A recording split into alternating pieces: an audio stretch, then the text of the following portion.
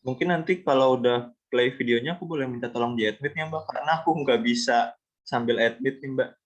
Boleh Mas. Oke, makasih Mbak. Ya.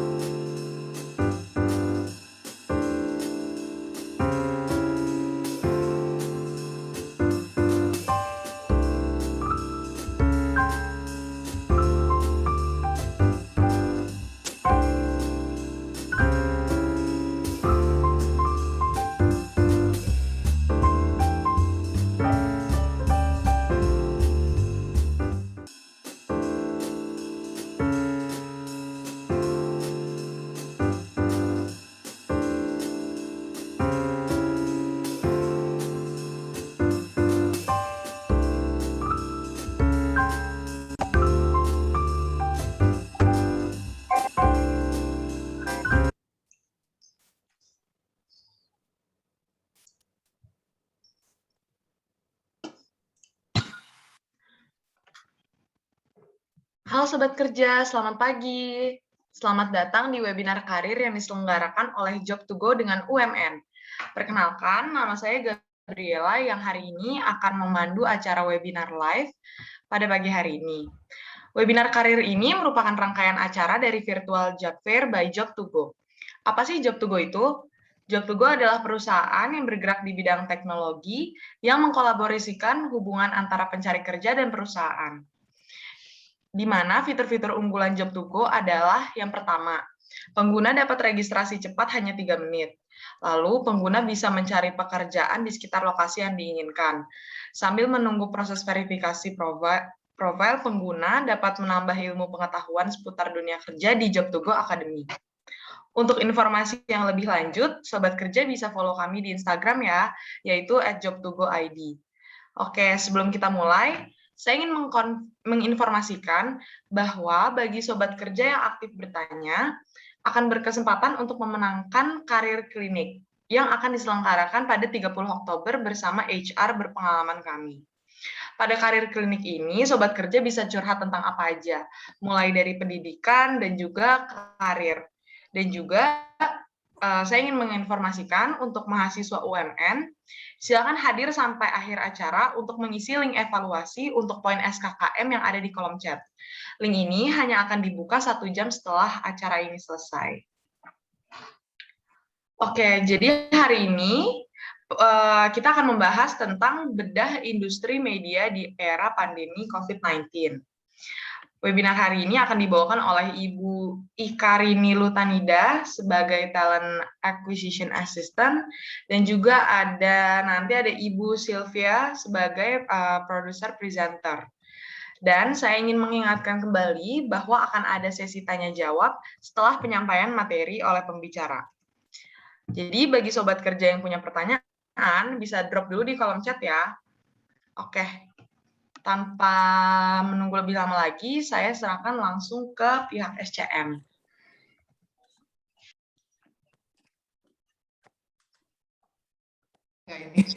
Selamat pagi semua Bapak Ibu, teman-teman semua. Terima kasih sudah hadir. Terima kasih juga kesempatannya diberikan ke kami untuk bisa sharing ya. Saya bilang sharing mungkin ya, dari industri ke teman-teman semua di sini yang mungkin pengen tahu gitu ya, di industri ini, di bisnis ini seperti apa, suka dukanya seperti apa. Kalau udah dengan temanya yang diminta tuh cerita selama pandemi gitu ya, apa yang terjadi sih gitu, ada perubahan apa. Hari ini nanti akan, selain kami, saya dari HR ya, akan ada juga yang ikut akan sharing ke teman-teman gitu ya, bisa tanya langsung. Beliau adalah praktisinya di kalau kita bilang di core divisionnya, di orang productionnya di TV gitu ya.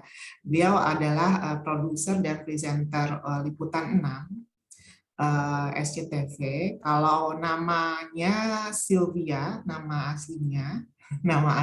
Tapi kalau untuk siaran, mungkin pernah dengar ya nama siarannya terkenalnya Mbak Scholastica Zylvia. Mbak Sylvia ini juga alumnus dari UMN, jurusan komunikasi, makanya kemarin sengaja kita ajak beliau untuk share dengan teman-teman di sini yang merupakan kampusnya dulu, alumni dari sekolahnya dari UMN juga gitu. Beliau masih ada persiapan karena mau siaran, nanti akan join setelah selesai siaran kira-kira di 10.40 ya. Sambil menunggu nanti sharing dari Sylvia, saya mungkin antarkan dulu perkenalan ya. Nah, kenal kata saya nggak tahu teman-teman di sini kenal nggak dengan SCM gitu ya. Tadi saya sempat sebut ada Liputan 6, itu brand juga tuh, merek di grup kita.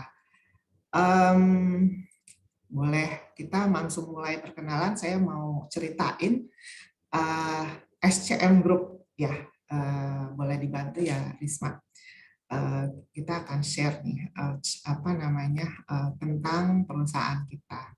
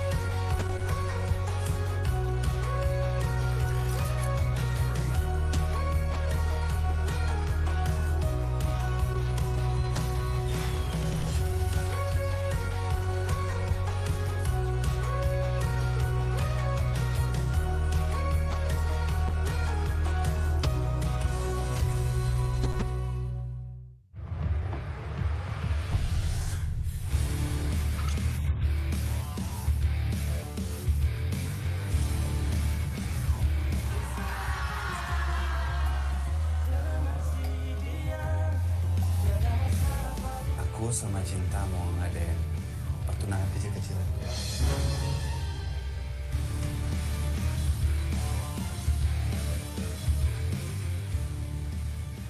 Tersanggil, Mas. Keluarga sebagai titik awal sesuatu yang baru di tahun 2020.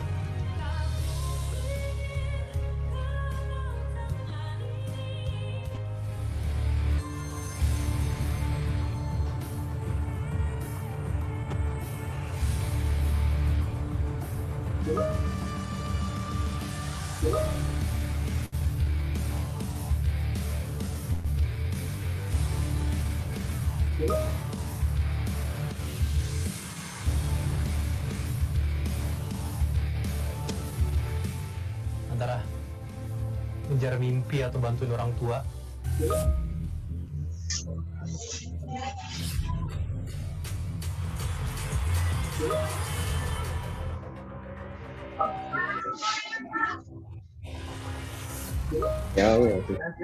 Ya.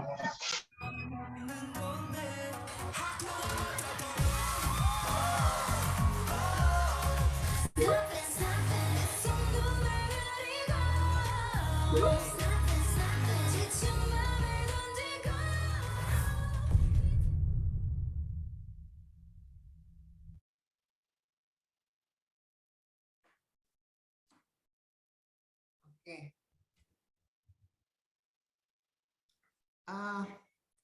Sekilas sebenarnya tadi kalau mau dibikin kuis banyak itu ya pertanyaan yang menarik dari video tadi gitu. Maksud saya kalau teman-teman jeli kita udah bisa tangkap sebenarnya industri ini itu proses bisnisnya seperti apa gitu ya.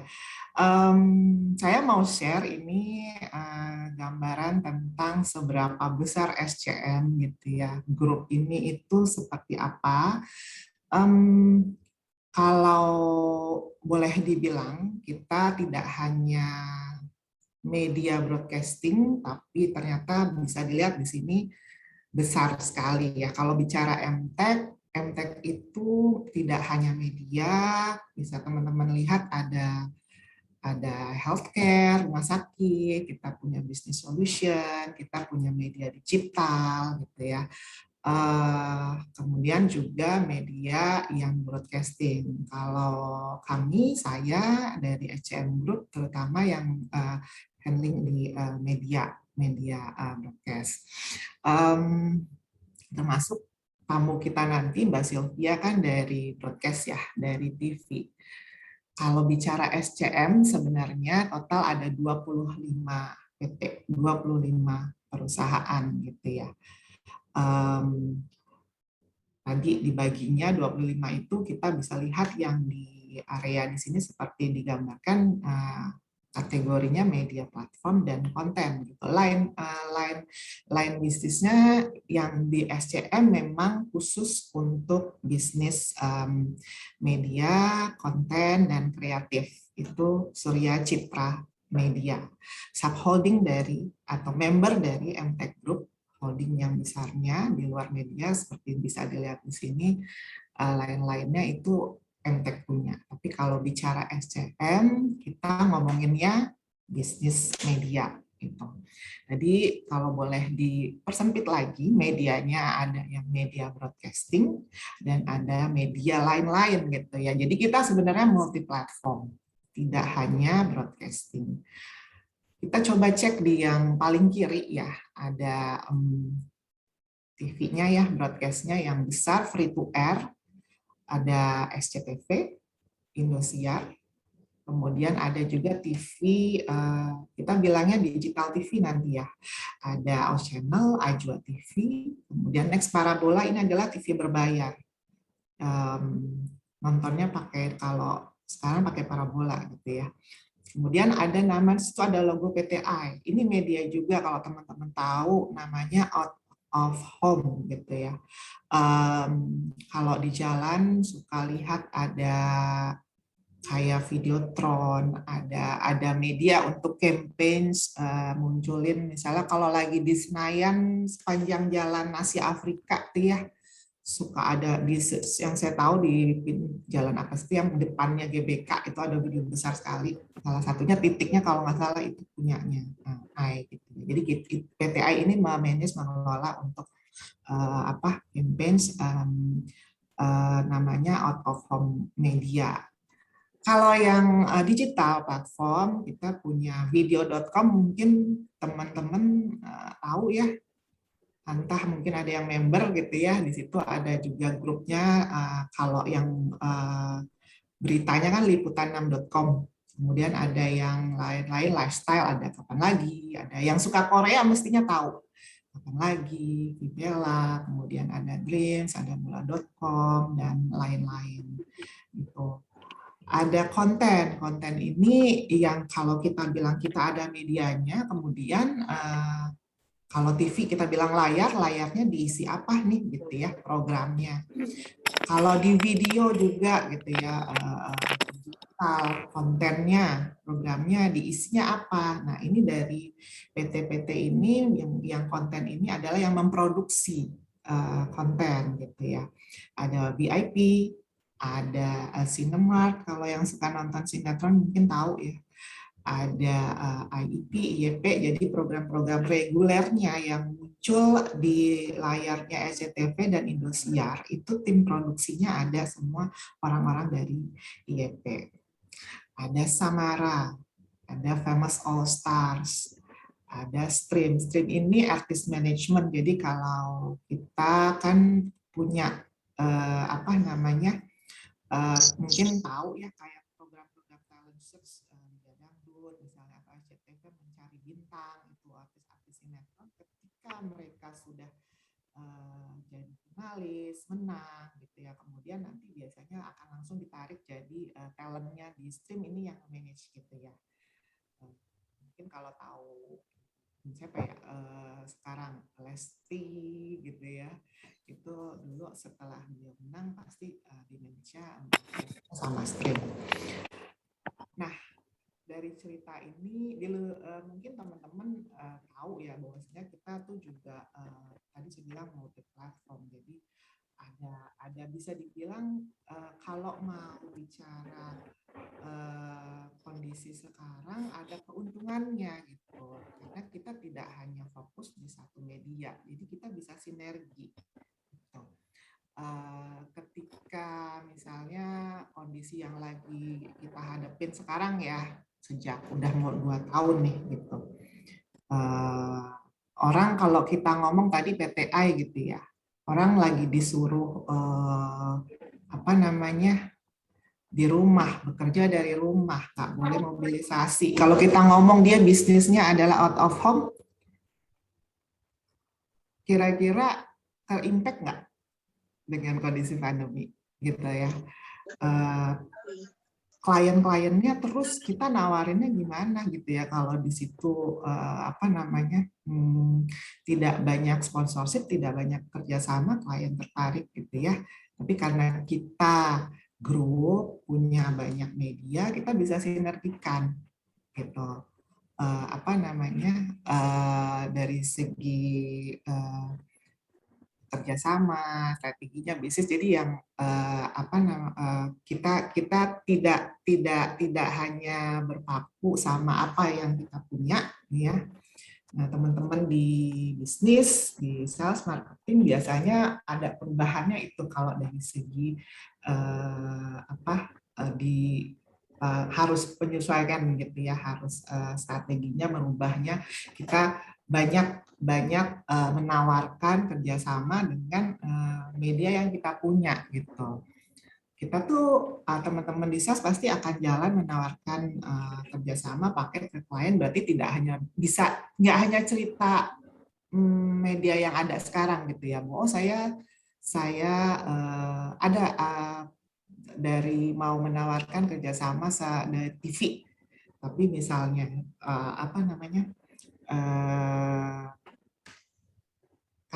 karena kita grup juga banyak platform, kita biasanya sinergi gitu ya. Kalau tadi di video ada yang lihat nggak? Ada program-program live streaming gitu ya. Itu sudah pasti program yang juga tidak hanya muncul tayang di TV, tapi juga di platform digital kita, gitu ya. Kalau yang teman-teman mungkin aware, notice kalau bisnis media itu kan apa sih jualannya, coba? Ada yang bisa jawab nggak?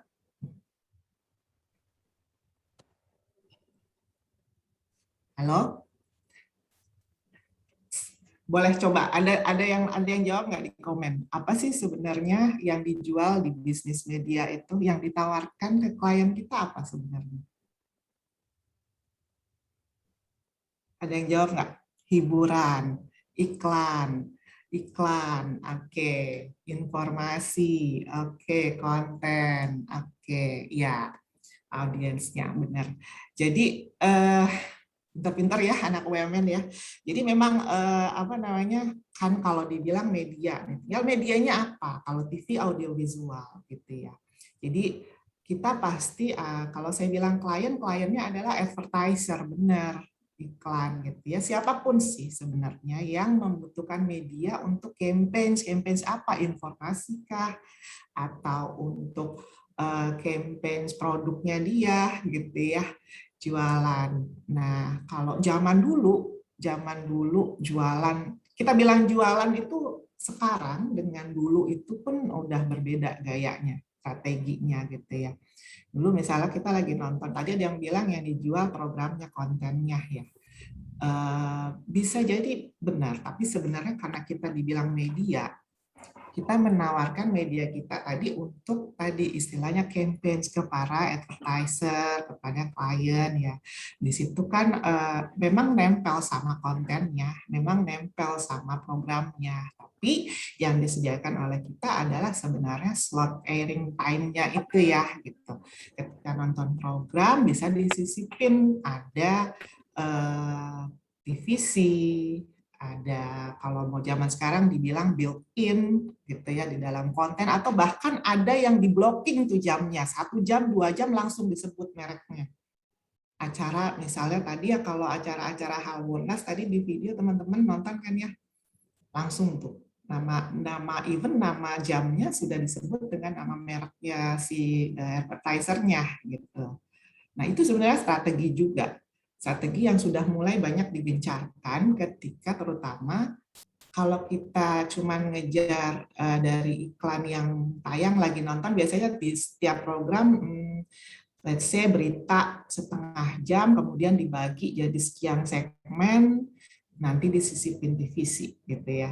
Itu zaman dulu mungkin hanya begitu cara campaign. Jadi kan makin ke sini, makin kita itu tahu kekuatan, kelebihan sebenarnya media kita itu apa, banyak cara untuk apa namanya sponsorship, cara berjualan lah, cara memonetize kita punya media gitu ya. Kalau sekarang nih nonton program misalnya, bahkan namanya beriklan bisa masuk ya ke dalam kontennya. Contoh obat batuk misalnya ya, obat batuk. Nanti sponsorin acara apa gitu ya, sinetron misalnya. Nanti bisa di-create adegan bahwa misalnya ada adegan di situ orang tua anaknya sakit, masuk tuh. Itu yang saya bilang built-in content. Jadi saya udah mulai masuk cerita kondisi apa namanya, gimana kita beradaptasi dengan situasi sekarang, bahwa kita tidak hanya menawarkan media kita untuk sisipan iklan yang kita bilang hanya seperti zaman dulu ya, insert TVC, tapi sudah masuk ke dalam built-in, masuk ke dalam konten tadi. Seperti itu salah satu strategi kita sekarang untuk tetap bisa meraup gitu ya, mendapatkan kerjasama dari para advertiser atau klien kita supaya mereka juga tetap loyal dengan kita. Berdasarkan datanya nih, tadi juga ditampilkan kan ya achievement-nya, paling banyak most apa itu yang dibicarakan di Twitter waktu mungkin ingat kerjasama pertama kali ada boy band idol besar dari Korea tuh ya, muncul endorse salah satu e-commerce gitu, yang warna hijau itu pertama kali memang itu yang saya tahu diinisiat sama tim strategic marketing kita gitu. Dan itu cukup efektif sampai dengan sekarang kan kayaknya rasanya banyak sekali, hampir semua e-commerce kayaknya memanfaatkan endorse dari artis-artis Korea juga ya gitu ya. Bisa dibilang memang untuk strategi berjualan tuh di SCM lumayan cukup inovatif ya. Jadi bisa dibilang kita kalau mau survive gitu ya, mau survive, mau terus bisa jadi nomor 1, let's say begitu, memang itulah apa namanya tuntutannya, challenge-nya di industri ini. Kita sudah pasti memaksimalkan aset kita, apa yang kita punya gitu ya. Seperti digambarkan di slide ini bahwa ini grup yang besar, ada multi platform sehingga kalau kita bicara gimana bisa survive ya kita harus benar-benar memaksimalkan kita punya aset, intinya begitu. Sampai sini dulu. Next-nya ada cerita apa ya Risma ya? Ada slide. Oke. SCM kalau mau diceritain sejarahnya sebenarnya mungkin udah sejak hampir 20 tahun yang lalu gitu ya, sudah mulai cikal bakalnya gitu ya. Kita mulai dari mungkin next slide-nya yang ada journey-nya itu dari Risma. Ya. Tahun 2002 di SCM Group mulai dengan mengakuisisi SCTV, kemudian lanjut dengan beberapa perusahaan lain yang juga diakuisisi, ada Indosiar di 2013, Video.com, kemudian sampai Net Media Tama ini perusahaan PT-nya Next Parabola. Sebelum jadi Next Parabola, mungkin kalau ada yang suka nonton bola Liga apa tuh Inggris itu ya, anak-anak bola biasanya tahu Next Parabola, Next Media gitu ya, karena dulu terkenalnya channel itulah yang paling digemari gitu ya. Ada Indonesia Entertainment Group di 2017 ini kalau teman-teman ini bisnisnya konten dan digital ya. Jadi kalau teman-teman tahu, mungkin pernah dengar lah ya orang-orang di tetangga kita di region Asia Tenggara, Malaysia, Singapura, ada tahu dangdut, pada tahu sinetron kita Cinta Fitri itu ya saya tahu juga, yang saya dengar tuh ya banyak yang kenal dengan artisnya, tahu ceritanya itu karena kita juga memasarkan aset kita kan di negara-negara di luar Indonesia, sampai di Belanda ada Benda TV segala lupa. Jadi program yang konten yang kita produksi itu di-manage juga untuk dipasarkan di luar. Nah, di PT IEG ini yang memasarkan gitu ya. Biasanya orang-orang di luar negeri itu nonton di channel di lokal gitu ya. Kita kerjasama berarti dengan misalnya Pelangi gitu, Astro di Malaysia gitu ya. Atau kalau di Indonesia ada IndiHome.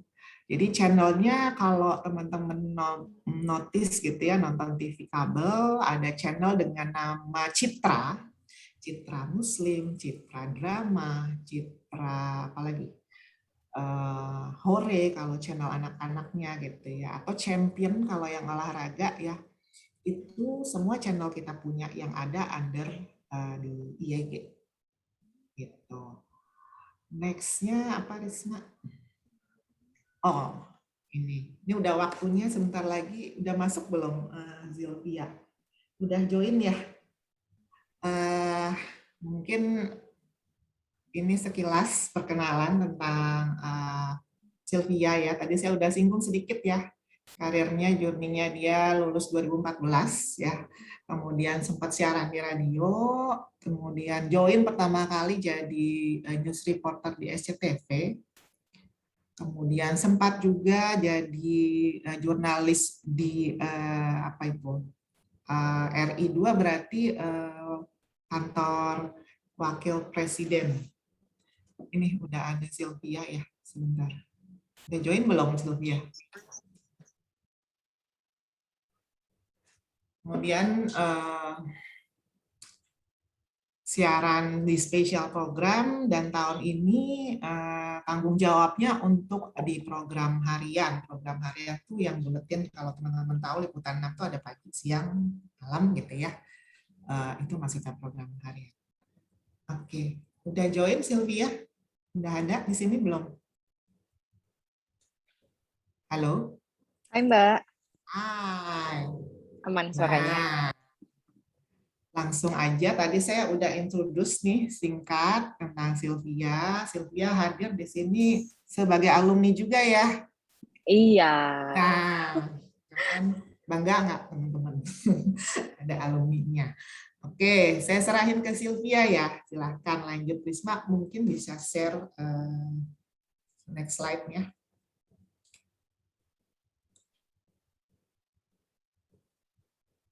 oke. Silakan.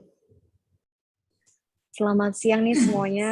Aduh, thank you banget aku udah di-invite. Jadi ini sebenarnya aku lagi mencuri-curi waktu. Jadi karena tanggung jawabnya kan sekarang di produser harian ya.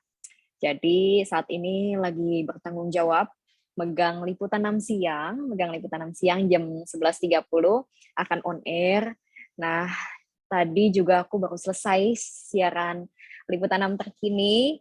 Nanti 11.20-an aku harus standby lagi untuk live siaran liputan 6 siang gitu. Nah, mungkin yang pengen aku ceritain di sini lebih ke apa aja sih? Pertama, job desk yang aku jalanin sekarang, yaitu news presenter dan juga news producer.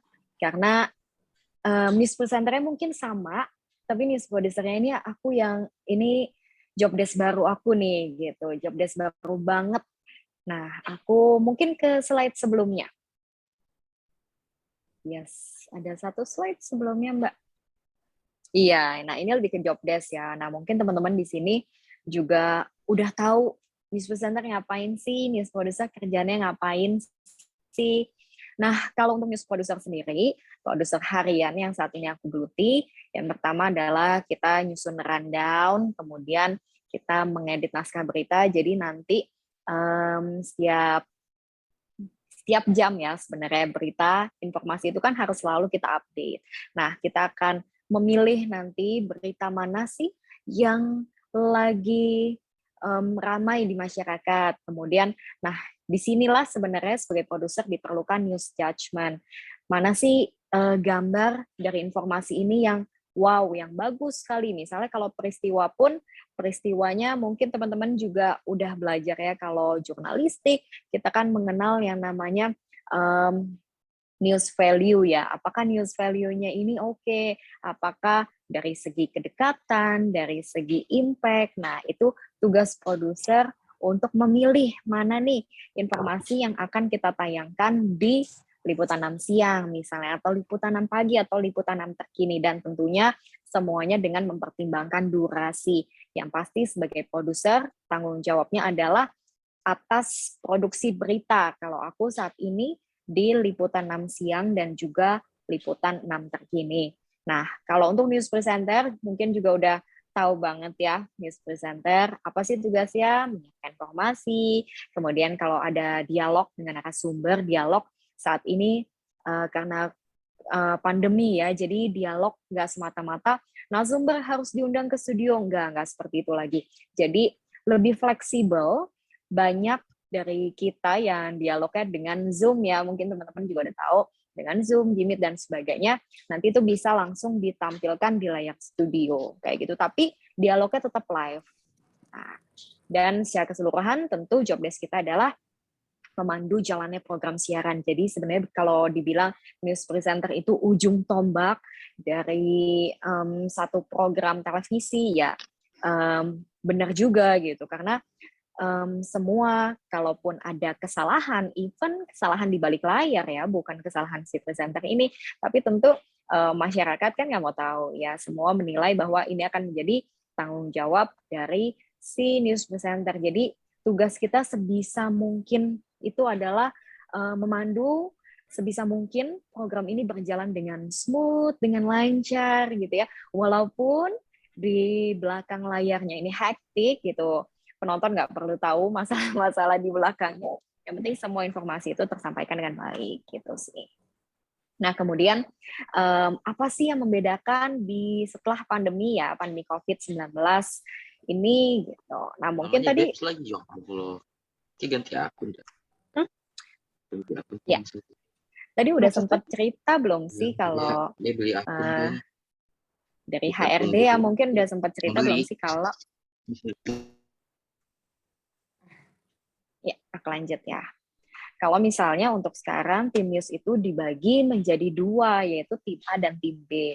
Jadi kalau misalnya dulu ya kita full throttle gitu, kekuatannya full semua masuk di hari yang sama. Saat ini semua tim dibagi jadi dua tim A dan tim B. Jadi kita masuk dengan sistem 3 hari kerja, 3 hari off. 3 hari kerja itu misalnya aku masuk di tim B itu berarti aku hanya akan bertemu dengan orang-orang yang bekerja di tim B. Nah ini sebenarnya tujuannya untuk mengurangi interaksi ke banyak sekali orang gitu ya. Nah mungkin boleh nih digeser slide-nya ke next slide, adaptasi di masa pandemi.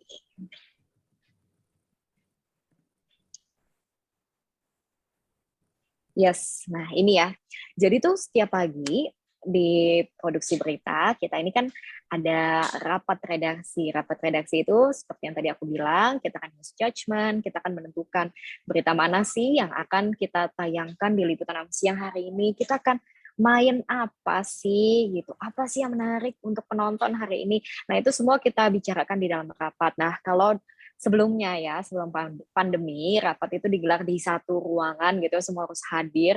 Nah saat ini jauh lebih fleksibel, jadi untuk mengurangi banyaknya kerumunan, untuk mengurangi banyaknya orang di satu tempat, semua digelar lewat Zoom. Jadi bisa duduk di meja kerjanya masing-masing untuk tetap mendengarkan rapat. Nah, seperti yang tadi aku bilang, pembagian sistem kerja dalam 2 tim, dan tentunya kita tetap bekerja dalam protokol kesehatan. Jadi memang di kantor ini, di SCM ini, yang sangat membantu adalah teman-teman di sini semua rutin di PCR, jadi sehingga tentunya kita merasa jauh lebih aman ya kalau ada hasil tes berkala. Nah, kemudian kalau untuk news presenter, saat ini kita masih menggunakan masker saat siaran ya. Jadi tadi aku pun siaran dengan masker. Ini aku lepas masker karena aku duduk di ruangan sendiri, nggak ada orang lain di sini. Nah, kemudian kalau dulu tuh ya, untuk persiapan kan kita kan selalu make up ya. Nah, make up ini kan biasa kan disediakan 1 atau 2 tools make up. Nah, ini 1 untuk semua presenter biasanya, kecuali kuas ya. Tapi saat ini benar-benar masing-masing presenter disediakan masing-masing peralatan make up untuk mengurangi yaitu ya sentuhan dengan orang lain, dan tentunya juga earpiece ya. Earpiece tuh yang seperti ini nih untuk mendengar semua yang ada di control room, supaya ini kan langsung sentuhan dengan kuping ya, dengan telinga ya. Jadi ini sebagai bentuk antisipasi gitu sih untuk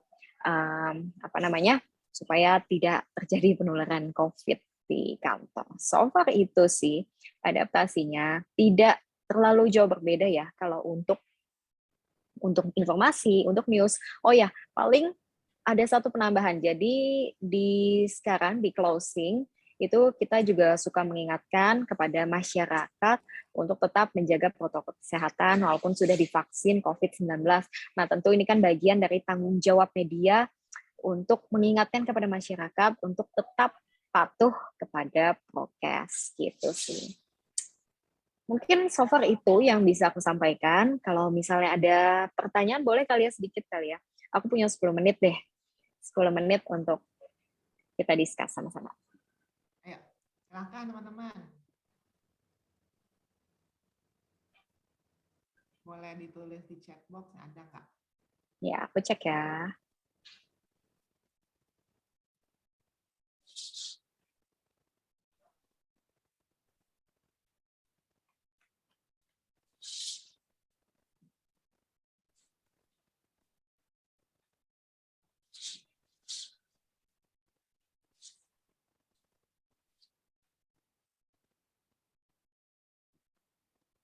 kalau tadi Sylvia banyak share cerita pengalamannya tentang perubahan di mekanisme kerjanya gitu ya. Yes, Kalau Mbak. dari segi atau show-nya sendiri tuh ada strategi yang berubah nggak sih? Ada perubahan nggak sih? Talk show. Selain di Iya betul. Jadi kalau misalnya kita ada program talk show ya, kayak Liputan 6 Talks dan sebagainya. Nah tentu ini sebagai bentuk antisipasi semua teman-teman, tidak hanya narasumber dan juga host, tapi teman-teman yang bertugas, kameramen, lighting, audio, ini kan satu bagian besar nih. Ini semua pasti harus menjalankan PCR terlebih dahulu, ini sebagai antisipasi ya penularan COVID-19, karena kan memang biasanya kalau untuk Liputan 6 Talks saat ini, memang kita masih tetap menggunakan masker ya, walaupun berdialog gitu. Tapi tentu ini sebagai bentuk antisipasi jaga-jaga supaya ikhtiar kita lah untuk sama-sama tetap sehat. Gitu. Ada pertanyaan nih Sylvia. Yes. Public speaking-nya udah dari zaman kuliah dulu jago, apa baru belajar ketika mulai kerja? Oke, jago public speaking. Oke, sebenarnya apa sih yang dikategorikan sebagai jago public speaking gitu? Gimana sih kamu bisa ngelihat orang ini jago atau enggak gitu ya? Oke, nah sebenarnya pede gitu ya. Aku cukup terbantu ya ketika aku kuliah di ilmu komunikasi, jurnalistik.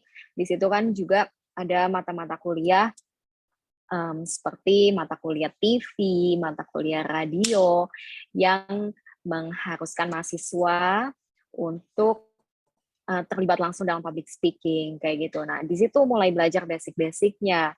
Nah, jadi kalau bisa dikatakan public speaking skills-nya ini adalah ilmu yang sudah aku pelajari lama ya, berarti dari kuliah, tapi sebelumnya memang juga sudah passion di sana, dan kemudian ini harus terus dilatih gitu. Jadi apakah dengan mentang-mentang udah lancar nih public speaking-nya, terus udah nggak nervous lagi, udah nggak deg-degan lagi ketika siaran, nggak gitu juga, karena siaran ini adalah hal yang sangat dinamis ya. Jadi kita nggak ngomong tentang satu hal yang sama, isunya itu akan selalu berbeda setiap hari, bahkan dalam program siaran itu kan isu dan informasinya berbeda ya.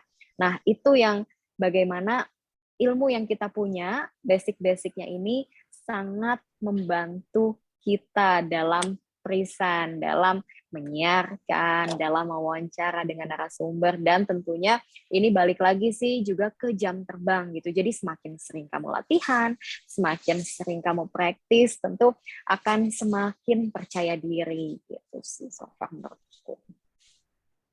Menarik nih. Berarti kalau sebagai presenter kan juga producing juga gitu ya. Kalau tadi ada bekal ya dari kampus gitu. Kemudian pasti kalau menurut saya setiap baru profesi itu ada hal baru juga yang harus dikuasain gitu ya di luar dulu. Harus menyesuaikan mungkin dengan perusahaannya atau tuntutan lain-lain gitu, role-nya. Apa yang Sylvia pelajarin harus benar-benar adaptasikan, belajar lagi itu di segi apa gitu ya, maksud saya di area apa yang harus dulu di kampus mungkin bekalnya sedikit atau benar-benar hal baru dan harus dikuasain karena pekerjaannya menuntut itu apa?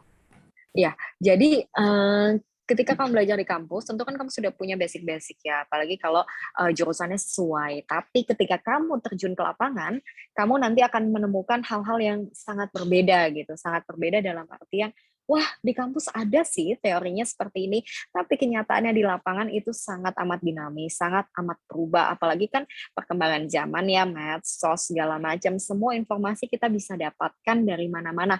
Nah, balik lagi, bahkan nggak cuma public speaking ya, bahkan kalau penulisan naskah itu pun itu sangat amat dinamis. Kemudian update informasi gitu, itu lebih ke nanti yang dibutuhkan saat ini ya sebagai presenter, reporter, dan juga tentu bekal sebagai produser itu lebih ke wawasan umum sih, lebih ke jadi kalau mungkin ada yang bilang apa sih syarat menjadi jurnalis? Curiosity, rasa ingin tahu gitu. Jadi memang tugas kita itu adalah cari tahu gitu. Apa sih yang ada di balik peristiwa ini gitu. Jangan cepat puas dengan berita yang ada di atas, ada yang di permukaan gitu. Kita harus gali lebih dalam. Nah itu sih. Jadi memang menurut aku kalau kamu memang pengen banget join ke dalam dunia ini, public speaking itu cuma satu komponennya. Ada banyak komponen lainnya yang memang akan kamu temukan dan kamu pelajari di sini. Kayak gitu.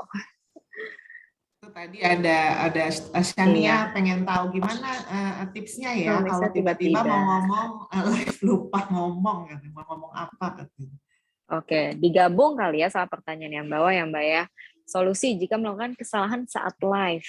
Gimana Apa cara yang dilakukan menutupi kesalahan? Oke. Jadi sebenarnya ketika kita live report itu kita juga punya contekan ya. Jadi jangan sampai ibaratnya kita mau maju gitu ya, tapi kita nggak punya bekal gitu ya. Bekal dalam artian informasi-informasi yang sudah kita dapatkan di lapangan, baik dengan wawancara, baik dengan liputan, baik dengan kita googling. Boleh nggak sih Kak googling di media online? Ya boleh banget, itu sebagai perbandingan kamu gitu ya. Jadi itu akan semakin menambah data di lapangan selain dengan wawancara langsung dengan narasumber yang ada. Nah, biasanya nih teman-teman reporter di lapangan, kalau dulu juga aku pas masih, kita bisa nulis catatan kecil ya di kertas, mungkin atau sekarang di handphone aja cukup sih. Kita ketik notes, apa aja sih yang akan kita sampaikan gitu ketika kita akan live report. Nah, dengan adanya notes ini tentu sangat membantu kalau misalnya tiba-tiba kita udah ngomong setengah jalan. Jadi misalnya kalau di sini kan kita live maksimal 2 menit atau 3 menit itu untuk event yang cukup panjang ya. Nah, sebenarnya ini bukan waktu yang terlalu lama, tapi kalau kamu punya materi yang sedikit, kalau informasi atau data yang kamu punya itu sangat terbatas, 2 menit ini bisa jadi sangat lama. Kenapa bisa jadi sangat lama? Karena kamu nggak tahu mau ngomong apa. Nah, untuk menghindari kita nggak tahu mau ngomong apa, nah itu dia tadi, catatan-catatan kecil yang udah kita susun sedemikian rupa supaya ketika live ini untuk mengantisipasi kita lupa ya. Tapi bisa nggak sih Kak lupa gitu ketika live? Ya bisa banget, namanya manusia ya, we are human gitu ya. Jadi sangat mungkin lupa. Tapi dengan adanya catatan itu, ketika kamu lupa, kamu bisa sedikit melihat, oh iya, jadi ternyata tadi aku udah ngomongin yang ini, yang belum diomongin tuh yang bagian ini. Bisa tetap lanjut lagi gitu. Jadi apapun yang terjadi di lapangan, the show must go on gitu ya. Jadi penonton kan nggak mau tahu kamu lupa atau narasumbernya yang udah mau kamu wawancara tiba-tiba menghilang.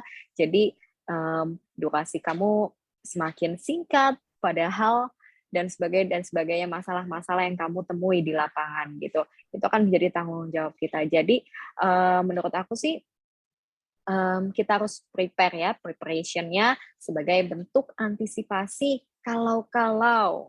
Gitu.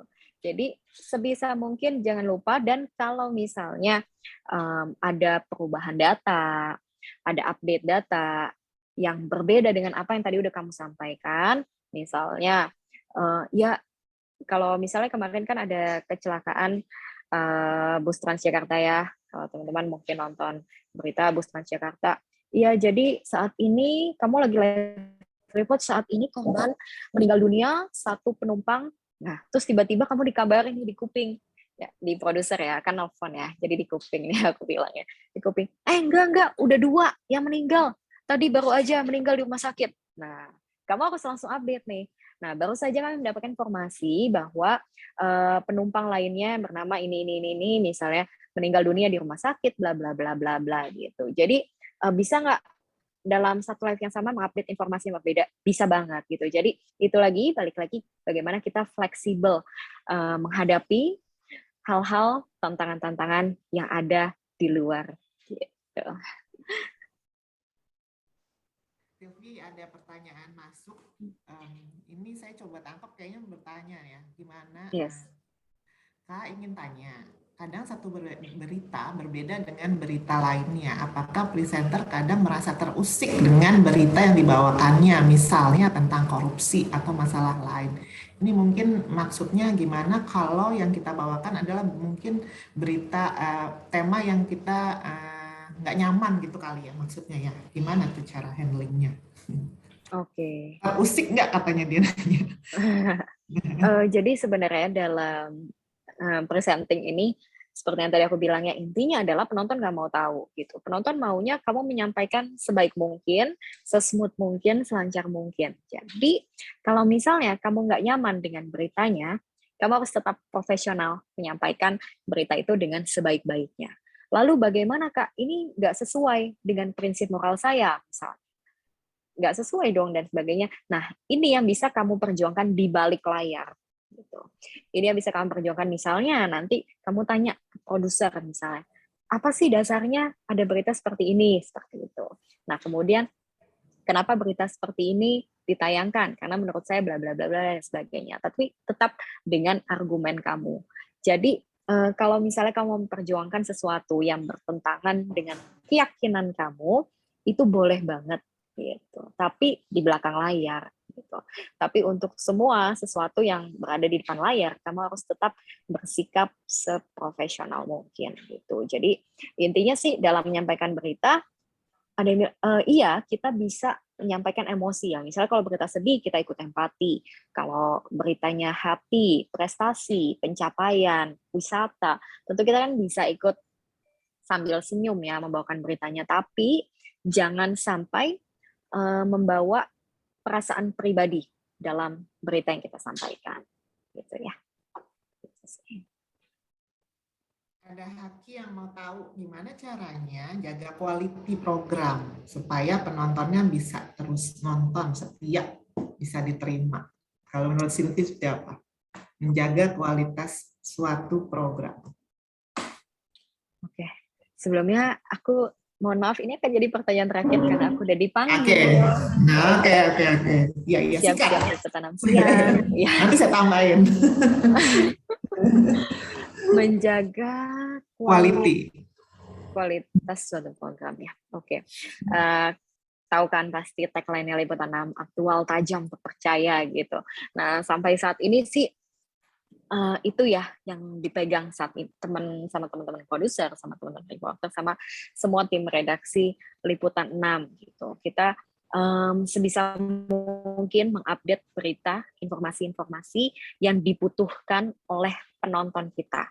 Ingat ya, penonton program itu beda-beda gitu. Liputan 6 tayang di siang dengan segmennya siapa. Nah, jadi saat ini kita sudah tahu siapa segmen kita, siapa yang menonton Liputan 6 siang, dan tentunya semua informasinya itu yang berkaitan dengan interest, dengan apa yang menjadi kepentingan dari si penonton. Misalnya, salah satu segmen penonton Liputan 6 siang itu adalah ibu-ibu. Nah, belakangan ini harga minyak lagi naik, harga minyak goreng di pasaran. Nah, kenapa informasi ini menarik? Karena memang ternyata cukup memberatkan gitu, nggak hanya ibu-ibu tapi juga pedagang dan banyak dikeluhkan gitu. Jadi kita ini sebisa mungkin berusaha mendekatkan informasi-informasi, berita-berita yang ada dengan segmen penonton kita. Karena kalau kita misalnya ngomong harga minyak naik, tapi kita ambil dari angle minyak dunia naik sekian persen dan sebagainya, dari sisi ekonomi, apakah itu akan menjadi menarik untuk penonton? Kalau penontonnya Liputan SCTV siang, itu tidak akan menarik, karena itu bukan segmennya gitu. Si penonton ini akan jauh lebih tertarik dengan, oh iya harga minyak ternyata naiknya 20% ya, terus omset pendapatan dan sebagainya. Seperti itu. Jadi, balik lagi yang tadi ya, news judgment dari teman-teman produser dan tentunya semua tim redaksi sebisa mungkin menghadirkan yang aktual yang paling update, yang tajam. Jadi tetap kita menganalisis apa aja sih, gak cuma sekedar informasi-informasi yang ada di permukaan dan yang pasti terpercaya, reliable gitu. Semua sumber informasinya itu bisa dipertanggungjawabkan. Gitu sih. Oke. Udah habis ya, kita nggak bisa, nggak boleh nanya lagi. Sorry ya, next time ya. Gimana dari kita perlu ada sesi foto mumpung masih ada Sylvia atau lanjut? Gimana? Jadi saya coba Boleh tanya. dulu aja, Ibu. Iya.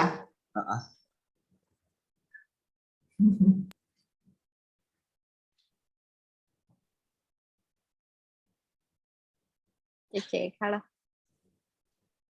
Nggak dibikin galeri semua ya? Ini aja. Oke, saya akan bantu untuk sesi fotonya ya. Saya remove spotlight dulu supaya bisa jadi satu. Oke, untuk hari ini akan ada 3 slide. Mohon bantuannya Kak Nyoman ya. Bisa dibantu untuk di screenshot. Saya akan hitung 1 sampai 3 untuk setiap slide-nya. Nanti bisa bergaya untuk setiap slide-nya. Oke, rekan-rekan boleh dinyalakan dulu untuk videonya, supaya kita bisa lihat wajah rekan-rekan dan bisa terpotret dengan baik ya di screenshot-nya nanti. Oke, boleh silakan dinyalakan terlebih dahulu rekan-rekan.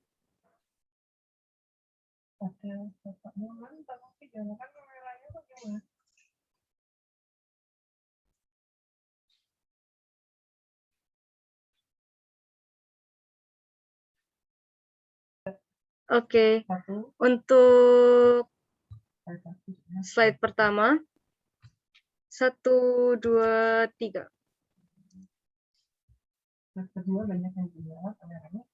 Oke, slide kedua boleh nyalakan rekan-rekan, yang bisa dinyalakan kameranya. Oke, saya akan hitung 1, 2, 3. Untuk slide ketiga, 1, 2, 3. Oke, baik. Terima kasih banyak. Saya kembalikan ke Mbak Ika. Oke, Sylvie udah ini ya. Iya, Udah Ika, panggilan. thank you ya. Iya. Terima kasih. Sama-sama. Sharingnya. Good luck, sukses Thank ya you. Nana ya. Nanti jam Thank you. 12 selesai ini nonton semua ya liputan 6 dulu Sylvia. Setengah 12 ya. 12. Setengah 12. Oke. Aku leave duluan ya. Thank you semua. Sukses. Bye. Risma, kita lanjut ya. Sebelum nanti di akhir mungkin ada pertanyaan. Karena ini kan job fair juga ya. Coba boleh di-share. Kita udah siapin beberapa vacant position yang emang sekarang sedang ongoing. Kalau nanti teman-teman berminat bergabung dengan kita di SCM, kita punya beberapa posisi yang juga bisa diisi sama fresh graduates gitu ya. Yang pertama public relations. Ini kalau dari ekspektasi usernya sih bilang 1 sampai 2 tahun pengalaman ya. Tapi biasanya kalau di seperti ini masih agak bisa fleksibel kalau misalnya teman-teman meskipun fresh graduate, mungkin kalau anak-anak sekarang rasanya banyak banget yang juga udah punya pengalaman praktek karena mereka lumayan sering ikut magang gitu ya. Misalnya teman-teman ikut internship gitu. Jadi kita tidak terpaku sama dibilang tahunnya gitu ya, tapi kita akan biasanya go through tuh di resume, di CV, meskipun misalnya let's say lulus tahun ini gitu ya, tapi CV-nya tuh kayak gitu, ada pengalaman magang misalnya tidak hanya di satu tempat dan itu sudah mempraktekkan ilmunya. Misalnya di sini yang diminta gitu ya, bagian dari tugasnya adalah mampu menulis untuk rilis gitu.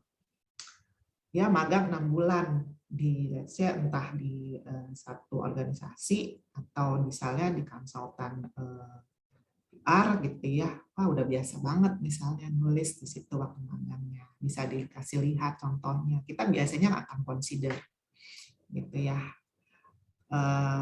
Pertama ini ada PR officer, kemudian apalagi selain PR. Next-nya apa? Account manager. Teman-teman ada yang tahu nggak role-nya account manager ini sebenarnya apa? Kalau lihat di kualifikasi kita ada tulis nggak ya? Biasanya ini bergantung dari grup yang sedang membutuhkan sih. Tapi sebelum ini banyak juga yang tidak mensyaratkan pengalaman. Maksudnya banyak grup. Jadi account manager ini adalah sales ya, teman-teman ya. Kalau dulu sebelum kita ubah dengan struktur yang baru namanya account eksekutif, AE gitu ya. Jadi ini tadi kalau mau dibilang di mana-mana sales adalah ujung tombak gitu ya perusahaan. Karena apa? Karena dia yang cari cuan, yang cari uang. Gitu. Kita title-nya account manager. Jadi kalau teman-teman di sini masih baru lulus atau pengalaman setahun 2 tahun udah bisa jadi manajer, nah ini kita punya nih posisi yang title-nya account manager gitu ya secara title-nya. Tapi pekerjaannya apa sih? Kalau account manager tadi saya bilang sales. Ini kalau mau disambungkan dengan tadi pengantar saya cerita di awal, ini yang paling penting banget nih di satu perusahaan untuk kontribusinya ya. Untuk apa? Untuk mendatangkan revenue gitu ya. Karena teman-teman inilah yang ngadepin tadi si advertiser, klien kita gitu ya. Dia akan datang presentasi, menawarkan paket gitu. Saya bilang paket gitu ya. Misalnya tahu nih ada Harbolnas kan setiap bulan sekarang apalagi akhir tahun gitu ya. Nah, itu kita mau jualan tadi ke brand-brand marketplace gitu ya, kita nawarinnya kalau AE sekarang udah nggak bilang saya dari TV SCTV atau saya dari TV Indonesia, tapi saya akan mungkin biasanya akan bilang kami dari SCM, kita punya broadcasting, kita punya digital, kita punya juga yang mungkin tadi apa tuh namanya ada Samara, ada Fast, mungkin masih ingat ya biasanya itu seperti IPO gitu ya. Jadi lebih leluasa menawarkan paket gitu kerjasamanya, lebih appealing lah buat klien. Mungkin dia akan pertimbangkan nih, saya ambil dengan siapa ya partnership-annya ya, saya keuntung dengan siapa ya, banyakan mana nanti yang akan nonton programnya gitu ya. Itu salah satu challenge-nya pekerjaan account manager, gimana caranya bisa menarik kerjasama dengan klien, dengan advertiser, dengan menawarkan paket, dengan menawarkan apa namanya aset yang kita punya tadi ya. Yang paling penting skills-nya yang dibutuhkan itu di highlight, di bold di situ, communication skill. Kemudian ya negotiation dalam arti sebenarnya sih kalau misalnya klien bilang budgetnya sekian gitu ya. Terus mungkin intinya ini sebanyak mungkin bisa menarik perhatian klien, closing dengan nilai kerjasama yang sebesar-besarnya. Makanya penting banget bisa nego, bisa closing. Gitu. Kalau mau cerita detail nanti kita lihat pertanyaannya ya. Properti ini tim untuk menyiapkan support dari segi kalau syuting itu kan di studio ya. Di studio ada set yang fix dan ada set yang virtual. Nah, terutama kalau setnya set yang fix set, artinya misalnya program ini kuis nih, insert blockingan klien gitu ya. Sekarang kan ada juga ya kalau lagi nonton acara tiba-tiba di insert iklannya bentuknya kuis gitu ya. Kuisnya tuh merek misalnya sponsornya minyak angin gitu ya. Si properti ini harus memikirkan desainnya, apa tuh kalau bisa dibilang termasuk dekorasi ya. Oh mau di settingnya misalnya ini di ceritanya apotik gitu ya, atau ini misalnya di rumah sakit misalnya. Gimana menampilkan produknya klien gitu ya, di settingnya, naruhnya gimana, placementnya dan lain-lain. Jadi skill yang dibutuhkan desain, bisa juga desain interior, bisa juga dari orang arsitektur yang pasti punya good sense of art gitu ya, tadi mengerti mana yang enak dilihat gitu ya, naruhnya di sini diisi apa, di sini propertinya apa. Yang udah pasti kayaknya mesti harus bisa gambar sih ya. Kemampuan ibaratnya membayangkan itu dari produknya, kemudian secara visual harus bisa ditempatkan, itu juga menarik, intinya itu skill utamanya. Next ada kreatif. Kreatif ini untuk di yang produksi program non-news ya terutama. Kalau teman-teman lihat layarnya Indosiar dan SCTV, ada beberapa yang kita produksi sendiri programnya. Misalnya kemarin lagi syuting Liputan 6 Awards, tahu saya misalnya ya. Atau program awarding itu kontennya mungkin teman-teman. Tapi kalau siaran untuk syutingnya itu tim dari dari YP juga, dari tim production house kita. Di Indosiar ada program yang regulernya hariannya, misalnya kalau sekarang lagi naik apa ya, masih ada program apa tuh? Ya contoh talent search gitu.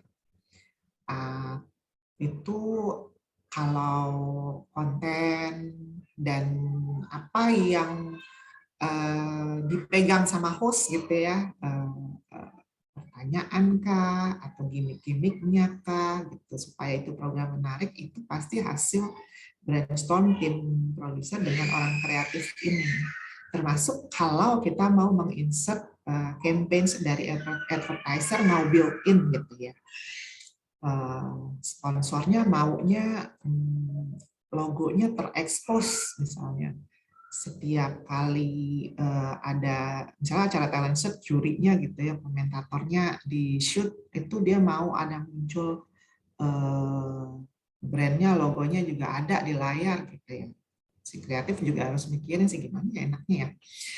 Apa ditaruh misalnya ini produknya gadget, adalah gitu jurinya pegang device-nya gitu ya, atau misalnya ditaruhlah itu gelas minuman tapi ada logonya misalnya. Bisa jadi itu adalah hasil brainstorm juga dengan tim kreatif ya, di luar kita ngomongin konten rundown-nya gitu ya. Posisi-posisi untuk yang tadi saya mention kecuali PR, tadi udah account manager sama properti ya. Itu kita tidak mensyaratkan dari background tertentu sih, kecuali tadi yang PR dan properti ya, karena harus sangat spesifik. Di kreatif juga. Di kreatif nggak mesti anak komunikasi gitu. Tapi kita lihat biasanya di resume harus bisa menggambarkan sih seberapa kuat minatnya dia, pengalaman-pengalamannya mungkin entah jurusannya, misalnya jurusan hukum gitu misalnya.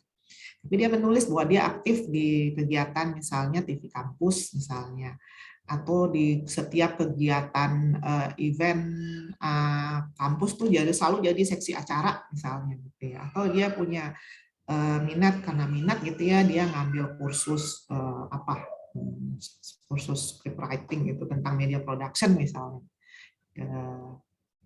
Atau terus dia rajin nulis, dia punya apa tuh kalau anak sekarang di Wattpad ya, atau dimanapun misalnya gitu ya. Kita tuh biasanya dari HR biasanya kalau namanya nyeleksi, ngefilter CV, benar-benar di go through ya gitu. Jadi lebih dari sekedar melihat background pendidikan. Nextnya selain kreatif ada apa lagi, Rizky? Habis ya? Udah ya, itu ya sementara yang lagi masih ongoing. Sampai sini mungkin saya buka untuk sesi pertanyaannya. Teman-teman silahkan. Ada pertanyaan apa? Bebas.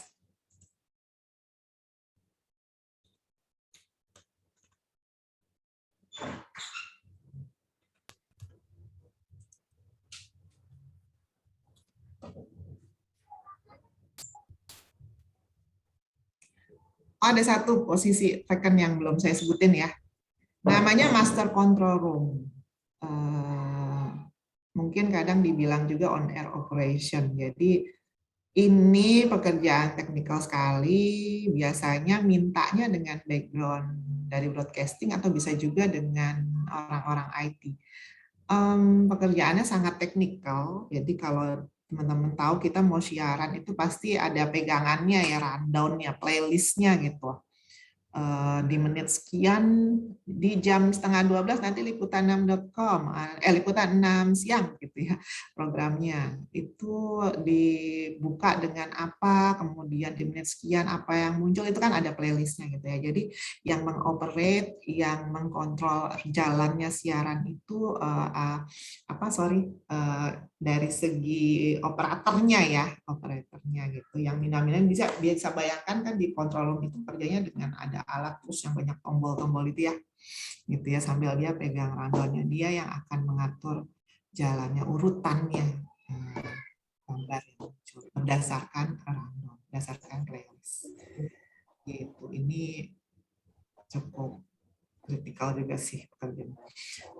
Kalau ada yang berminat, silahkan bisa kirimkan aplikasinya ke email khusus untuk karir ya, di email yang tersebut di sini, nanti mungkin bisa ditaruh juga di chat box-nya ya, Risma ya. Gitu. Atau di job fair ini kan kita juga join ya, mungkin ada juga ini. Bisa disubmit ke situ.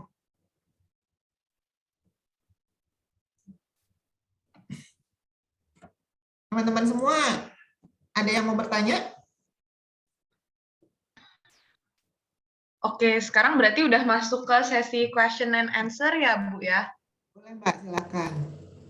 Oke,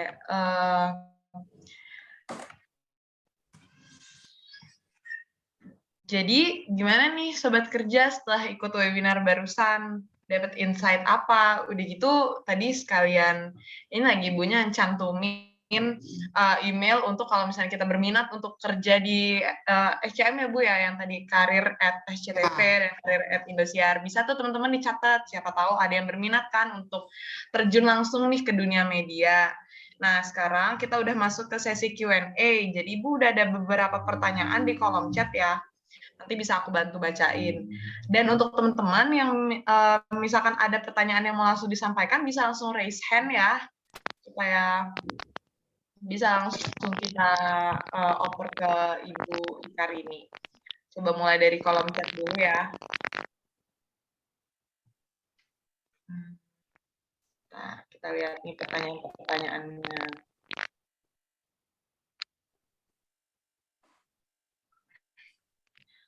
Oh iya, tadi saya sempat ke live. Mungkin dari Mas Nyoman, tadi kayaknya sebelum saya live ada pertanyaan di atasnya ya, Mas ya? Oh, boleh. Ada. Coba. Aku scroll dulu.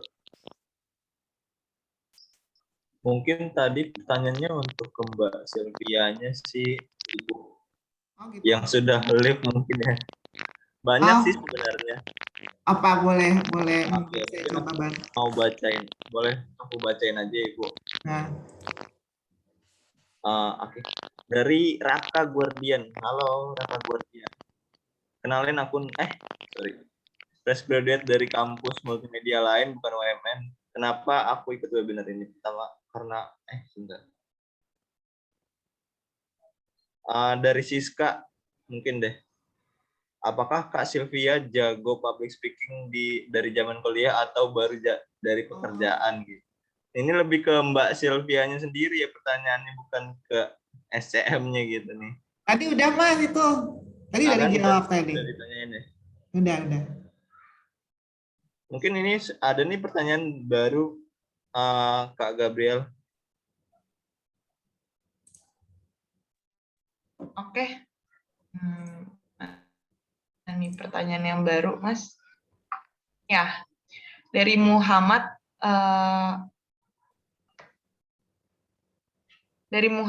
Jika background kuliah di jurusan lain, tetapi mampu menjalankan software audio seperti software untuk membuat musik, apakah bisa daftar SCM? Ini beliaunya hobi ini ya, Itu mungkin role-nya untuk di posisi seperti audioman ya. Sebenarnya bisa aja Mas, bisa Mas, asalkan memang kita sedang open untuk posisi itu gitu ya. Kalau memang tertarik, silahkan drop CV-nya. Mungkin kalau sekarang belum open untuk posisi itu akan jadi talent pool kita, akan jadi data bank. Once nanti ada open untuk posisi yang sesuai dengan skill-nya itu ya kita biasanya akan reach out. Gitu. Suka musik, suka menjalankan software audio. Ya. Oke, terima kasih Bu untuk jawabannya. Apakah sudah menjawab Mas Muhammad Rinaldi? Teman-teman, bagi yang ada pertanyaan lagi boleh langsung drop di kolom chat ya. Mau ngingetin lagi kalau kita berkesempatan untuk memenangkan karir klinik bagi partisipan yang aktif bertanya. Jadi kalau memang ada yang punya pertanyaan, bisa langsung nih drop di kolom chat. Siapa tahu kalian kan bisa memenangkan karir klinik ini. Karena karir klinik ini tuh untuk bisa kalian sesi curhat nih dengan HR berpengalaman kami dalam urusan pendidikan dan karir. Karena belum ada pertanyaan, aku dulu deh nih Bu yang mau nanya.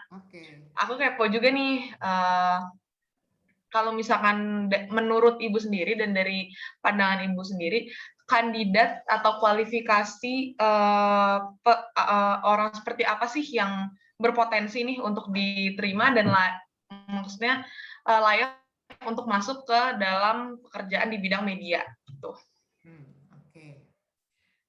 Tadi kan kita share beberapa vacant posisi ya. Kalau dilihat nih, tidak hanya di sini, tidak hanya di media lah. Kalau melihat info vacancy, biasanya diceritain pekerjaannya apa. Kemudian kualifikasi yang diminta itu menggambarkan ekspektasi gitu ya dari pekerjaan itu, at least standar minimal yang dia pasti akan bisa diterima gitu ya. Harus punya poin-poin tersebut gitu ya, harus punya skill, kompetensi dan apa yang kita syaratkan lah di situ. Kemudian kalau mau bicara tadi dibilang kalau khususnya di industri media, kita harus kenal dulu sebenarnya. Kita apply di bisnis media. Beberapa posisi tadi mensyaratkan, coba kalau jeli, bisa beradaptasi dengan kondisi jam kerja yang long hours misalnya, atau bersedia bekerja dengan sistem shifting misalnya, gitu ya. Apalagi kebetulan tadi pekerjaan yang kita sebut banyak juga yang seperti itu ya, yang di divisi yang memang mekanisme kerjanya tuh harus let's say tidak seperti fungsi support kita di HRD yang memang weekdays ya, Sabtu Minggu libur gitu ya. Nah, itu dulu kita cocok nggak tuh dengan itu ya? Itu kadang misalnya gini, kita sering nanya, ini kalau di PR kita banyak loh event yang di hari Sabtu, Minggu atau libur, kamu harus hadir. Gitu. Atau kadang eventnya malam gitu ya, kamu juga harus hadir tugas ke sana. Orang tua keberatan nggak, pacar keberatan nggak, gitu ya. Jadi pertama kesediaan dia dari komitmen dia dari segi waktu nih, bahwa perusahaannya tuntutannya seperti itu. Gitu. Jadi biasanya kita udah notice tuh, kita ingetin bahwa ekspektasinya kalau kamu mau kerja di media tuh ada hal-hal seperti ini, itu matters nggak buat kamu, cocok nggak? Itu ya. Pertama, kalau dia udah ngerasa cocok di media itu cenderung sebenarnya kalau kita bilang nature-nya itu dinamis, bisa dibilang gitu ya. Dinamisnya, pace-nya cepat maksudnya misalnya ya.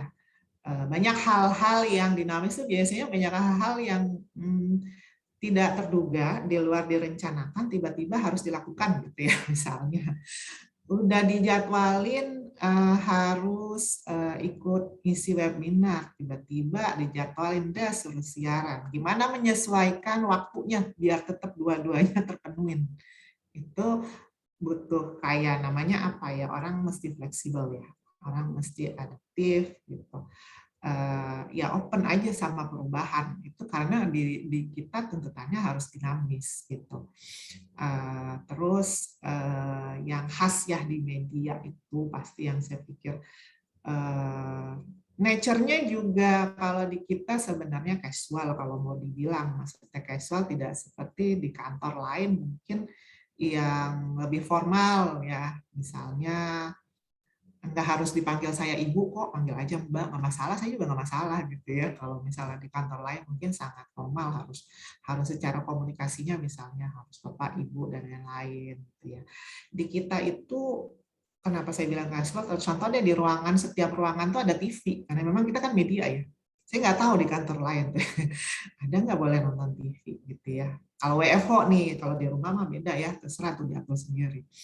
Jadi sebenarnya ya, apalagi kalau di yang media digital, kalau tahu di kantornya video.com itu kalau di SCTV Tower lantai 12 ya, 14 ya, keren banget tuh kantornya, udah kayak kantor-kantor startup lah kalau teman-teman tahu ya kan. Ada bin BR, tuh kayak ruang kayak buat tiduran gitu. Jadi mungkin kalau mau dibilang apa sih yang mempengaruhi bisa dipertimbangkan atau enggak bisa join di perusahaan media, mungkin dicocokin dulu dengan values tadi yang saya sebut singkat lah ya, bahwa kita cenderung casual, kita itu juga kadang menuntut komitmen waktunya agak lebih, harusnya bisa lebih fleksibel ya, karena tadi dinamis gitu ya, mau nggak mau orang harus kayak open juga ada perubahan gitu. Kalau orangnya modelannya yang kaku harus benar-benar terplan, biasanya agak susah menyesuaikan kalau di media gitu ya. Kadang juga harus karena saking dinamisnya mungkin secara volume kerjaannya gitu ya, harus bisa multi gitu, bagi-bagi perhatiannya dengan banyak hal di saat satu yang bisa di satu waktu yang sama gitu. Belum selesai ini ditanyain lagi ini A B C D gitu, harus bisa swift cepat gitu kan ya. Biasanya kita akan gali-gali ke kita di luar persyaratan yang basic ya. Kita biasanya lebih banyak akan gali-gali ke arah tadi fit atau enggak dengan challenge atau ekspektasi kita tuh di hal-hal seperti itu tuh.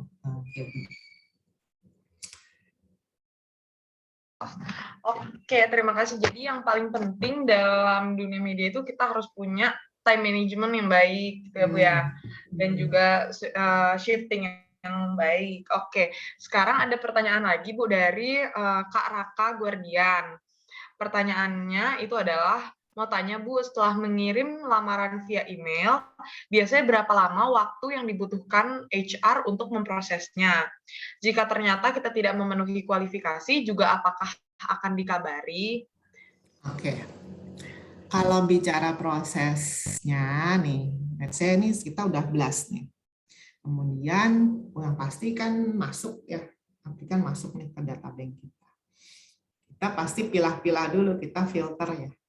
Kalau masih di tahap awal kita lihat belum dirasa belum bisa kita follow up, biasanya kita juga nggak kasih notice sih bahwa dia diikuti proses diseleksi gitu. Itu kan kita masih full sourcing CV-nya ya. Berapa lama? Kalau di kita mah ya di TV itu unik sih.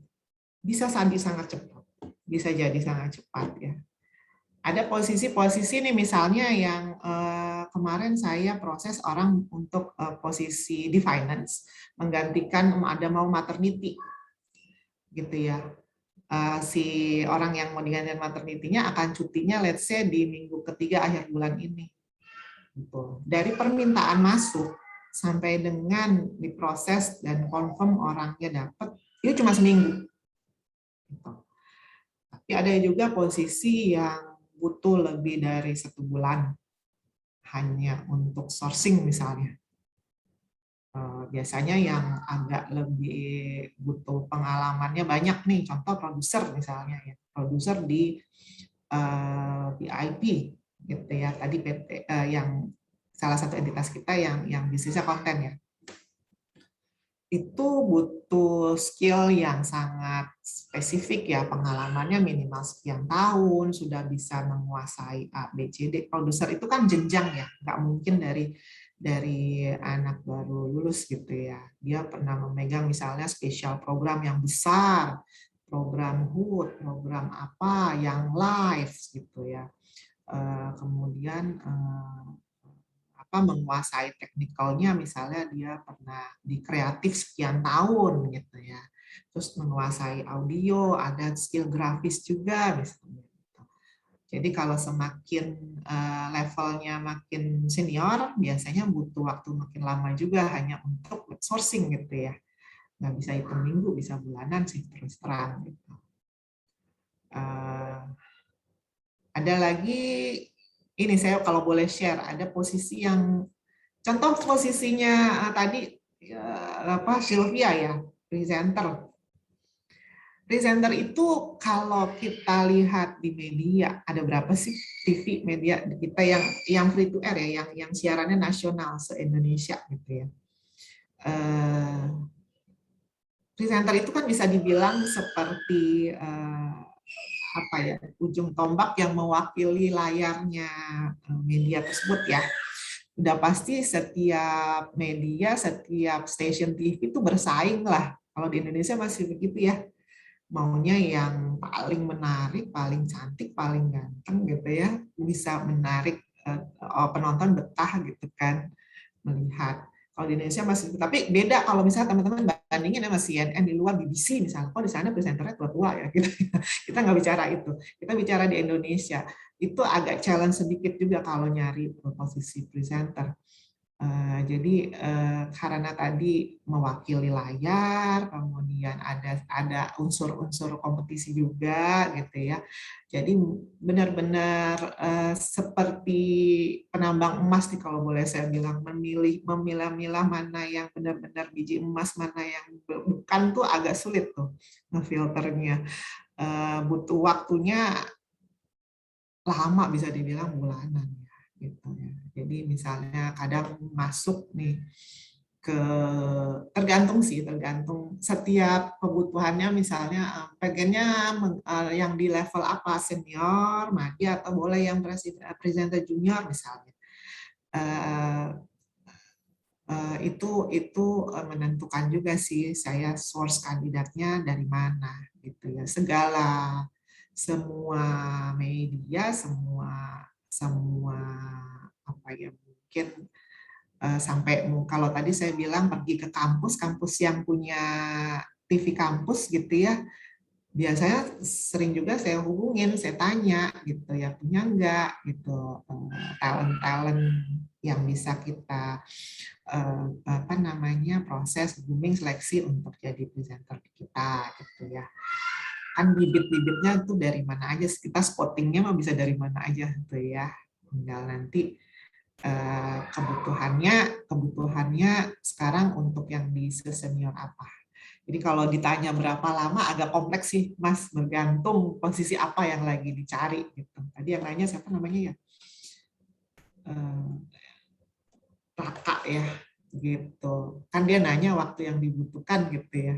Standarnya kita biasanya kalaupun kita punya target, kita biasanya baginya berdasarkan level persyaratannya. Misalnya untuk fresh graduate, paling nggak sebenarnya sebulan maksimal. Kalau bisa kurang dari sebulan, 2 minggu itu kita harus sudah dapat posisi-posisi yang kualifikasinya fresh graduate. Tapi makin tinggi, makin senior posisinya itu pasti bisa lebih lama, antara 2 bulan, apalagi kalau manajerial, yang manager up itu bisa sampai 3 bulan sih standarnya. Karena kan kalau mau menunggu kandidatnya sudah accept offer, terus kan beliau juga harus memproses di kantor lamanya tuh biasanya kalau semakin tinggi semakin lama notice periodnya. Jadi bisa sampai 3 bulan kita kalau proses untuk yang senior posisi. Itu. Ada pertanyaan apa lagi nih? Terima kasih Ibu untuk penjelasannya. Kira-kira apakah ada pertanyaan lagi?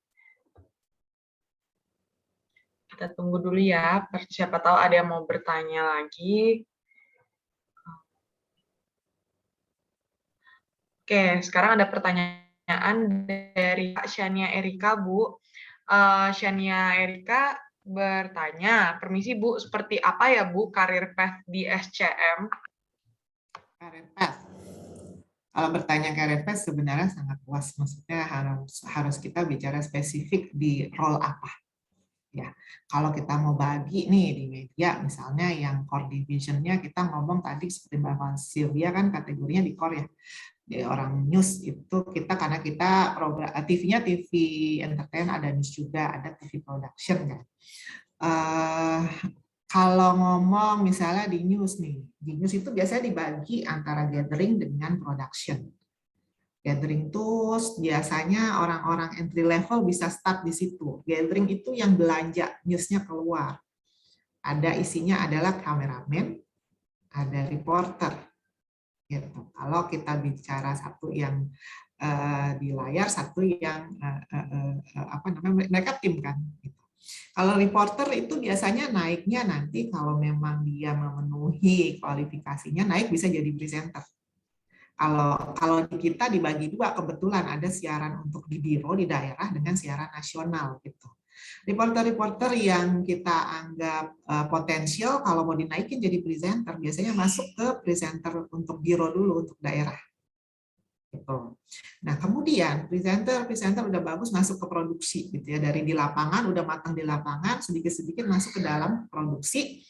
Itu seperti Sylvia tadi, dia udah di program harian. Jadi kita ada divisinya yang kalau tadi gathering kan di luar belanja, terus masuk ke dalam jadi koki itu ya, yang masakin gitu.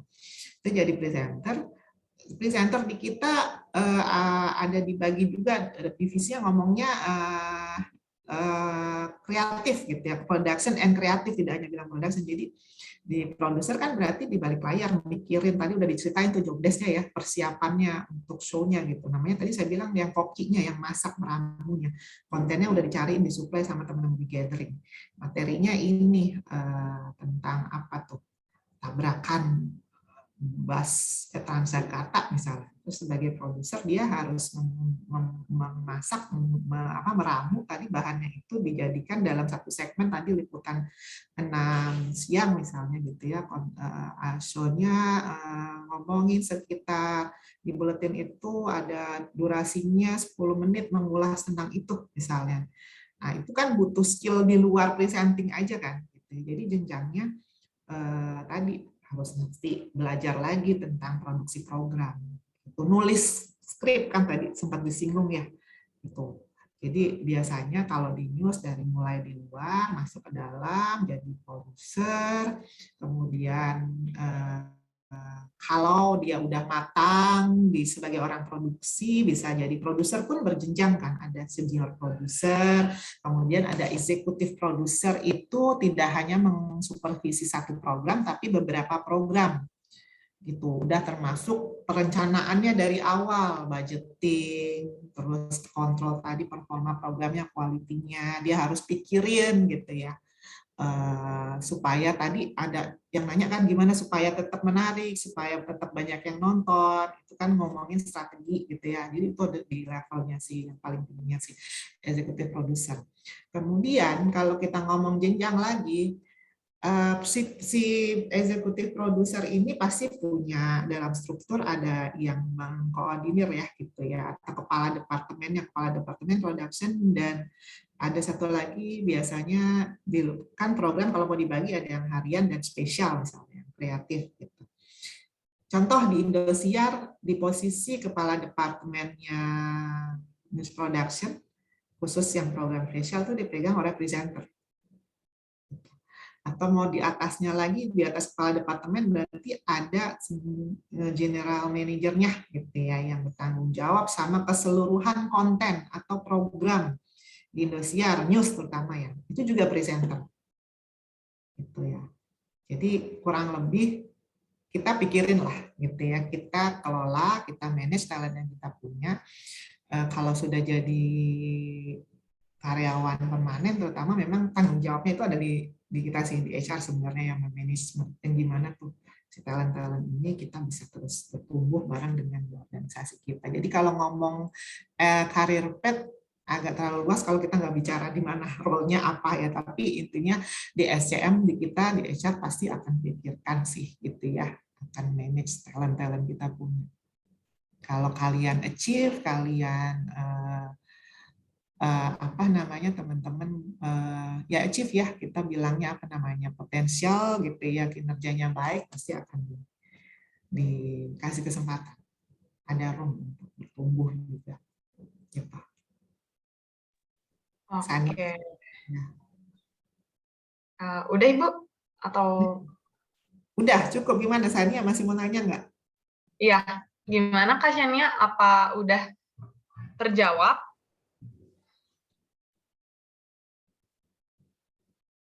Sudah Bu, terima kasih banyak katanya. Oke. Oke deh, kalau gitu gimana teman-teman setelah sesi Q&A tadi? Semoga menambah bukan hanya untuk teman-teman yang bertanya, tapi untuk kita semua yang mengikuti webinar pada hari ini. Nah, sekarang setelah dari 3 pertanyaan yang tadi masuk, kami sudah memilih nih pemenang untuk karir klinik. Setelah kami pantau keaktifannya dan dari pertanyaannya, satu dari kalian yang berhasil untuk memenangkan karir klinik adalah Mas Raka Guardian. Jadi untuk Mas Raka, silahkan DM Instagram Job2Go ID, Job2Go ID dengan mengirimkan bukti screenshot saat mengikuti acara webinar pada siang hari ini ya. Lalu untuk teman-teman juga mau mengingatkan, jangan lupa isi link absensi yang sudah tertera di kolom chat. Oke, untuk sesi selanjutnya, kita sudah tiba di akhir acara. Boleh langsung aja untuk penyerahan plakat, saya oper ke Mas Nyoman. Oke, boleh. Terima kasih Mbak Gabriela. Mungkin teman-teman sebelum meninggalkan Zoom meeting ini, aku boleh dong untuk minta teman-teman on cam dulu 1 menit aja. Boleh nggak teman-teman? Kita mau ada sesi dokumentasi dulu.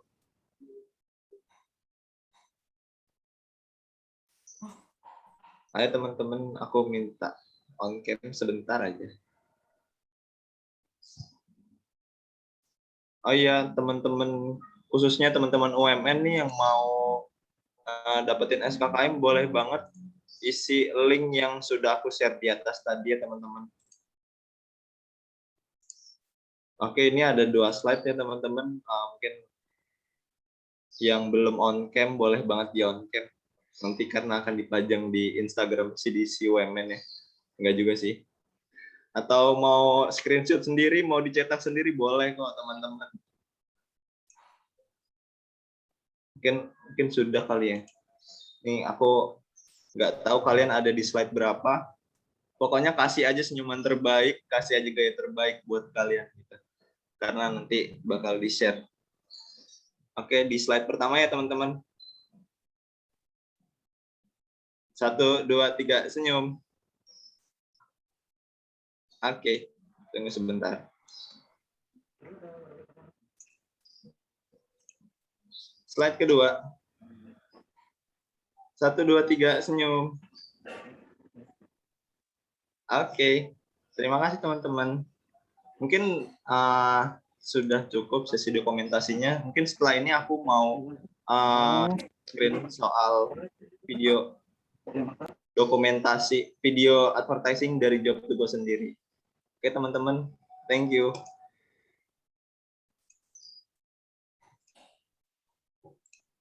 Oke,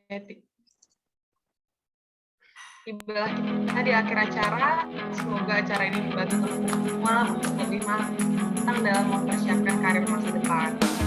Sampai bertemu di Job2Go Virtual Job Fair pada bulan November mendatang. Terima kasih.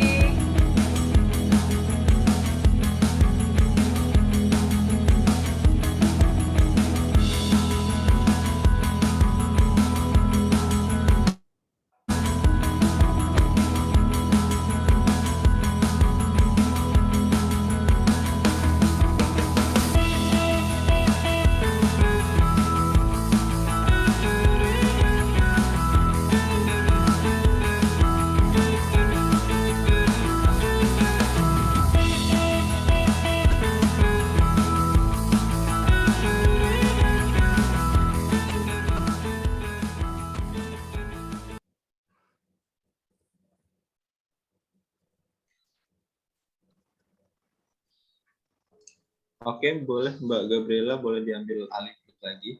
Oke. Saya ucapkan terima kasih untuk Ibu Ikarini dan juga Mbak Sylvia yang tadi sudah menyempatkan waktu untuk menjadi pembicara pada siang hari ini. Untuk teman-teman semua, semoga rangkaian acara ini bisa membantu kita semua dan memberikan kita insight dan motivasi untuk mempersiapkan karir di masa depan. Terima kasih semuanya untuk kesempatan pada siang hari ini. Saya Gabriela, pamit undur diri. Terima kasih semuanya. Terima kasih. Sukses ya. Terima kasih teman-teman Lalu semuanya. ya, Terima kasih Ibu Ika. saya pamit.